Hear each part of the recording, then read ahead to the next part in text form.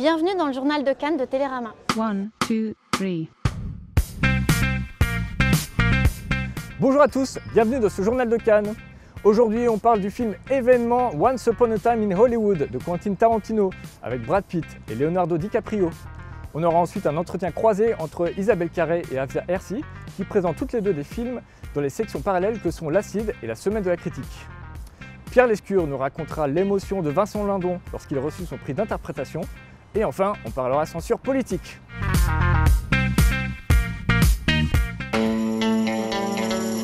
So, Rick, explain to the audience exactly what it is a stunt double does. Actors are required to do a lot of dangerous stuff. Cliff here is meant to help carry the load. Once Upon a Time in Hollywood de Quentin Tarantino, un film que j'ai beaucoup aimé. Alors, il faut savoir que Quentin Tarantino est le cinéaste sans doute le plus attendu, c'est une vraie rockstar. Il a créé le statut quasiment et il est le seul à avoir ce statut de superstar comme cinéaste. Il y a 25 ans, Quentin Tarantino recevait une Palme d'Or pour Pulp Fiction. Et aujourd'hui, le voilà de nouveau au Festival de Cannes. Après un suspense insoutenable, est-ce que son film allait être prêt à temps? Eh bien oui, il est là.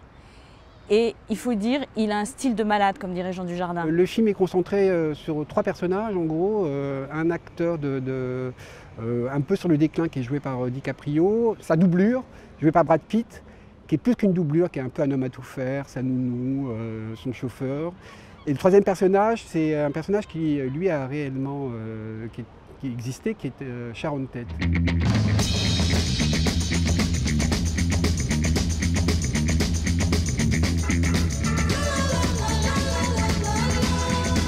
Mais nous, dans tout ça, eh ben, on s'amuse un peu moins que lui. Le film s'étire sur plus de 2h30 et on s'attend toujours à ce qu'il démarre vraiment. Alors évidemment, il y a des scènes d'anthologie, comme celle par exemple de Brad Pitt qui visite le camp du gourou Charles Manson, avec tous ces hippies complètement dégénérés et donc très flippants. Il y a quelque chose d'assez laid-back, un peu de l'ordre de la flânerie, de la balade à travers la ville, qui est aussi une balade aussi bien sûr à travers le temps, à travers les extraits de films qui sont nombreux, qui sont vrais ou faux, qui sont reconstitués ou pas. Il y a tout un jeu comme ça de pastiche. Mais il sera toujours tout pardonné à Tarantino parce qu'après une scène de carnage mémorable qui restera vraiment dans les annales, il continue à nous faire croire que le cinéma peut être plus fort que la vie.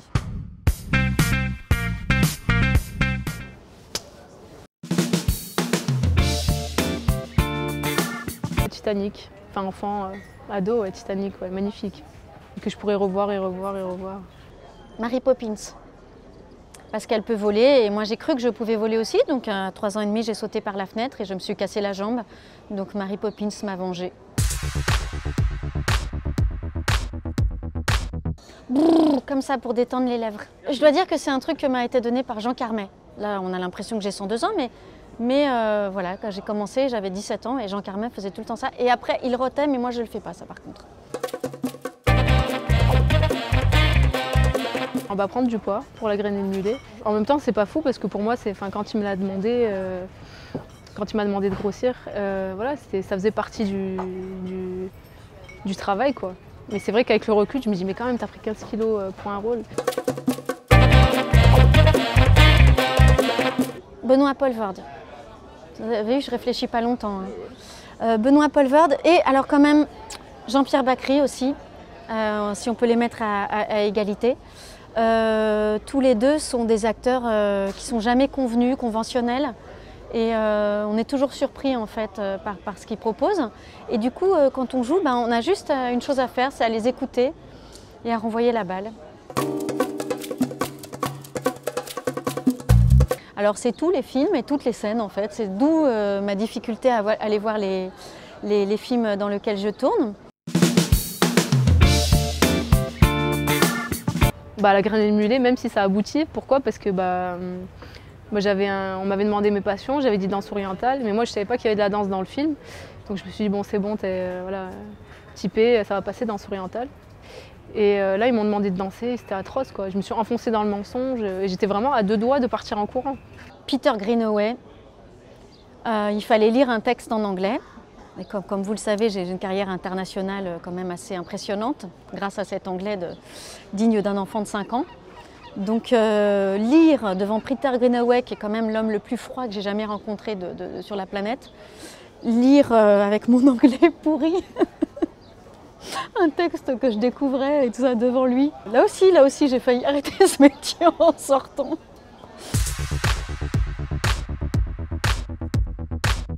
Je dirais pas me réincarner, peut-être voilà, la réincarner le temps d'un film peut-être. Je veux dire dans la trilogie de Pagnol, au Reine de Massis, l'époque Pagnol, voir comment il tournait, qu'est-ce qui se passait. Non, jamais. Pourquoi? Parce que pour moi déjà continuer après La Graine émulée, j'étais tellement contente après de recevoir des scénarios, qu'on me propose des choses et de continuer, de pouvoir vivre de ma passion, justement continuer à évoluer, notamment avec la réalisation, l'écriture. Ça c'est une jolie question, mais moi je voudrais toujours vivre dans les films. Et c'est ça que j'aime précisément en fait, dans le fait aussi au théâtre, quoi, d'être dans une histoire. Pas de raconter une histoire, mais d'être dans l'histoire. Comme dans La Rose pourpre du Caire de Woody Allen, rentrer dans l'écran et être dans le film, quoi. Je me souviens en 2015, c'était ma première année comme président et le jury des frères Cohen a désigné Vincent Lindon comme meilleur comédien. C'était pour La Loi du marché, le film de Stéphane Brisé. Avant 13 h, Thierry Frémaux, dès qu'a été avérée la désignation de Vincent Lindon, a appelé habile Thierry, a appelé Stéphane Brisé pour lui dire « Il faut que vous reveniez à Cannes, Stéphane, il faut que tu reviennes, le film a quelque chose, et viens avec Vincent, ce sera sympa pour la montée. » Il a juste dit ça. Et donc, à cette montée des marches, il est 18 h, puisqu'il faut qu'on soit vraiment très à l'heure pour la cérémonie de clôture, pour la télé et pour Canal. Montent Brisé et Lindon. On connaît l'émotion, la tension qui habite Vincent, et je le vois monter, il est plus torturé que jamais, il est plus tendu et habité que jamais. Brisé est plus calme, tel qu'en lui-même. Ils montent tous les deux, et nos regards à mi-chemin vont se croiser. Et il me jette juste un coup d'œil de ses beaux yeux bleus. Je vois le regard presque perdu, bouleversé de Vincent. On s'étreint, on se donne une grosse accolade, camarade, et puis il repart. Arrivé à la dernière marche, il se retourne, il fait un petit signe à la fois au photographe et à moi, il rentre dans la salle, puis vous connaissez la suite. Il va devenir de plus en plus tendu, de plus en plus dingue, au fur et à mesure que s'égrènent les annonces de prix par les frères Cohen, et puis on arrivera à ce prix du meilleur comédien et ce geste magnifique de Vincent qui regarde au ciel. Bon, qu'est-ce qui se passe? C'est pas la première fois, Madame Semblé, que vous avez été filmé. Jean Eddy, vous confirmez? Oui, monsieur, vous confirmez. Thierry, vous confirmez? Un film chinois retiré de la sélection officielle, c'est ce qu'écrivait hier un site spécialisé à propos du film Summer of Changsha de Zhu Feng, présenté un certain regard. Renseignement pris, le film sera bien projeté, mais ni le réalisateur ni les acteurs du film ne peuvent venir à Cannes, officiellement pour des raisons techniques, mais selon nos renseignements, afin d'éviter les ennuis avec les autorités chinoises. Ce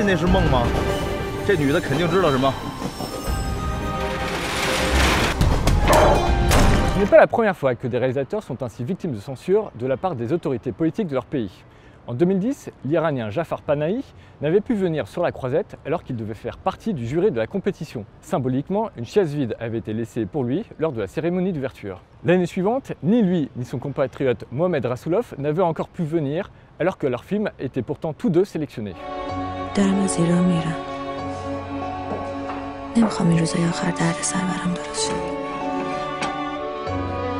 این روزا خیلی از کسایی که کار حقوق بشری میکنن دچار مشکل میشن. On se souvient aussi que Kirill Sebrennikov, alors assigné à résidence, n'avait donc pas eu le droit de quitter la Russie pour venir présenter Leto, son film sélectionné en compétition. Même privé de tous ses réalisateurs, le Festival de Cannes aura au moins permis à tous ces films de gagner une exposition mondiale. Et nous, du coup, on regarde encore un petit extrait de Summer of Changsha.